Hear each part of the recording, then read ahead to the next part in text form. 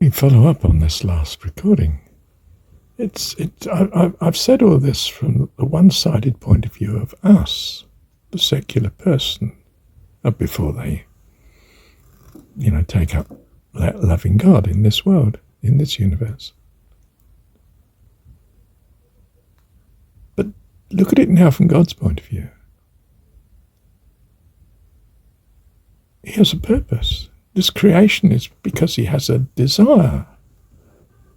Yeah, Eastern religion's gone completely off track in a different way to Christianity. It's claimed that, the ego is, Christianity's keen on the humble and the, humility and all that rubbish. But how can you be humble when you know you're a child of God, for goodness sake? If you think of the implications of that, what you're going to become. Humble? I'm humble in that I'm not there yet, but I'm not humble as regards where I'm going. My goodness. Do you see? So likewise with God, he has desires. He has an ego, perfect, wonderful, magnificent, wonderful, infinitely wonderful ego. And desires, purpose. If he didn't have desires and purpose, he wouldn't create. You and I wouldn't exist. Thank God, thank him that he does have this great desire for this immense, wonderful, perfect family. In fact, heaven itself, he has this purpose for. It is his fantastic, eternal creation. And he wanted the fun of sharing it with fantastic beings like himself. Hence, he has kids, you and I. And he will have them come to perfection. But it's a strange thing, perfection. It's got to be someone that has his freedom of choice to love. So he gives them a freedom of choice to love. He creates a universe of uncertainty, a parallel universe, if you like, to the true one, the one that he really values. Well, he values this one too, but this is because it achieves something. It has purpose. It's a school. It brings you and me into the being part of this fantastic, infinite, eternal family. His family. What he desires with all his being and with all his creativity.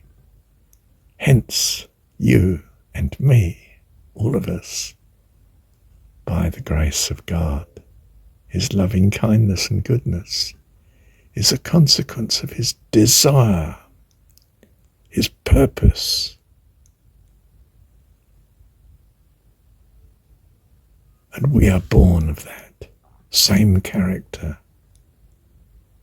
So he gives us a situation in which we are free to choose to love him. Or we can carry on loving everything else and finding out the consequences.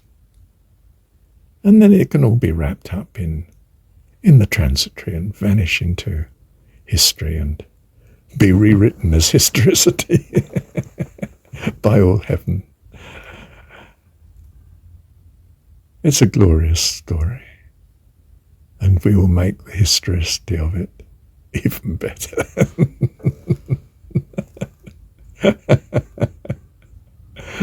Love you, Heavenly Dad. Love you. Thank you, Heavenly Dad. Well, the obvious, as in the Jesus story, I'm come that you might have life and have it more abundantly. Life eternal. I've given them your name, and they have believed that thou hast sent me. I pray for them. Wow. You need to read the story of Jesus. Stick to John 17 for 100 years first, and then you can go on to the rest of John's Gospel. Get your priorities right. I give you this clue just to give you a big helping hand in the right direction. Bless you, and you are blessed. Thank you, Heavenly Dad.